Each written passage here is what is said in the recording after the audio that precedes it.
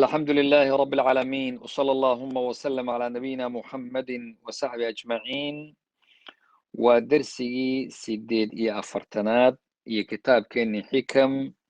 وفوائد من روائع الإمام ابن القيم رحمه الله من ثمرات تدبر القرآن وحيربا وحان كسي درينا قيبتي هوري أما درسي إنه هوريي تدبر القرآن بان كهلين يا قرآن كإن لقو تدبره معاني دي صلى الروحه la soo jeedo marka la aqrinayo maskaxdaadu ay joogto miyirkaaga iyo maankaagu joogo qur'aanka aqriskiisu faa'iido wuxuu ku leeyahay waa midda thamaraad buu marka laga dheefaa iyo midhuu dhalaa hadduu qofku tadabburkaas waxaa ka mid ah tacmiiq juduur aliimaan yacni qofka qur'aanka dhegaysan iimaankiisa ziyaadaya kor buu u soconayaa yaqiin ayuu ziyaadsanayaa qofkaasi oo inuu ilaahay subxaanahu watacaala qur'aankan agtiisa alla agtiisa ka yimid wax iska hor imanna uusan lahayn ayuu qofkaasi ku baraarugsanaanayaa tarkiizu lintibaah fi salaa wa khaarijaha salaada markaad ku jirto iyo marka aada ku jiran si kale u aqriinba qofku intibaah yani wuu baraarugsan yahay wuu soo jeedaa waxa lagu hadlayo qur'aanka erey buu macnihiisa u fahmayaa taasina waxay ka fogaynaysaa waswasatu shaytaan shaytaanku inuu ku waswaasiyo ku mashquuliyo maskaxdaadii la baxo meelo kale ku geysto kaas ayay iyaduna kaa fogaynaysaa waxaanad ka helaysaa yajid khushuucan fi sala qofkuna khushuuc ayaa usii ziyaadaysa oo salaada dhexdeedana khushuuc baa ku ziyaadaysa haddaba arrimahaas iimaanku baa ziyaadaya oo qur'aanka dhegaystigiisa ku ziyaadi oo khushuucdii baa kugu iman taasoo ibnulqayim raximahullah yaa wuxuu uhi aliimaan lahu daahirun wa baatinun waa macluumo kale uu leeyahy iimaanku wuxuu leeyahay daahir iyo wax muuqda baatin iyo gudo hoosena wuu leeyahay haddaba wuxuu leeyahy sheekhu daahiruhu xagga muuqaalkiisa kore iimaanka waa qowlu lisaani wa camalu jawaarix waa qowlka carabka waxa laga dhahayo iyo xubnahaagu camalka ay samaynayaan xubnahaaga hadda tusaale markaad tukanayso ood kacayso eed fadhiisanayso eed sujuudayso waa xubnahaagiibaa samaynaya qowlu lisaani waa waxaad ku hadlaysay qur'aankaad aqrini khayrkaad aqrini yacni taasi waa iimaanka muuqaalkiisii koro wey laakiin baatinuhu iyo gudihiisuna waa tasdiiqu lqalb waa qalbiga oo rumeeya shaygan inuu qalbigu rumaysan yahay dad badan oo munaafiqiintu jawaarixdu afkana way ka hadlaan oo wanaaggii way sheeganayaan xubnihiina way ka samayn oo salaada safka hore kuula jiraan laakiin tasdiiqulqalbi ma jiro waa been bay gudaha u taalla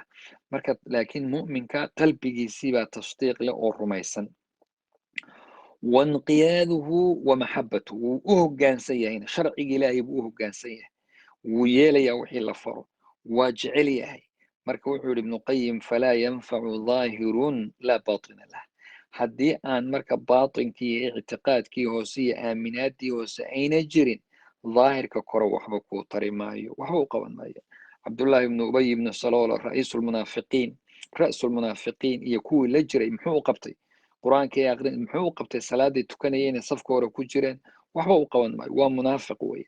marka iimaankaasi yaziidu bitaaca daacada ayuu ku ziyaadaa wayanqusu bilmacaasi macsiyadana wuu ku nusqaamaa waa xaqiiqo weeyaan marka iimaanka sharcan waxaa la yidhaahdaa maa dalla calayhi lkitaabu wasunatu waijmaacu salaf saalix yani iimaanku waxa weeyaan shayga waxa qur'aanku uuna tusay sunnada rasuulku ayna tustay ijmaacii salafku saalix ayna tuseen waa biannahu qowlun billisaani waictiqaadun wacamalun bilqalbi wacamalun biljawaarix waa midkaas oo ah iyo waxa afka laga sheegto iyo qalbiga waxa laga rumaysan yahay iyo camalka uu samaynaya qalbigii iyo camalka jawaarixduba ay samaynayaan waana iimaanka ahlusunna waljamaaca say qabaan yaziidu bitaaca waa midka ku ziyaadaya daacada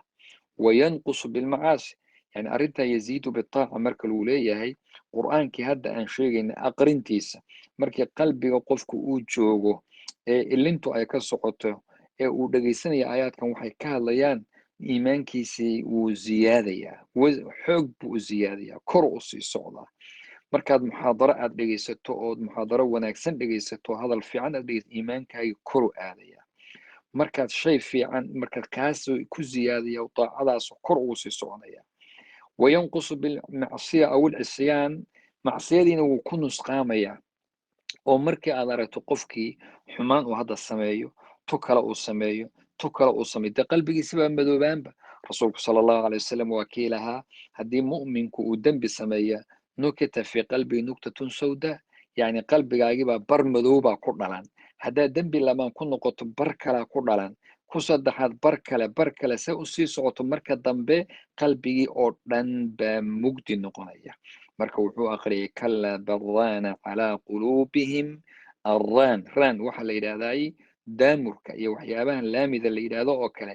raan baa ku dhalanaya qalbigoodii kalaa baraana calaa quluubihim ma kaanuu yagsibuun marka raankaasaa qalbigoodii ku dhashay wuuna madoobaaday ciyaadan billah ilaahay baan ka magan gelaynaa qalbi madoobaada qalbiga xayiga ah ee nool ilaahay subxaana watacaala inagu arsaaqo jasaakum allahu khayr baaraka allah fiikum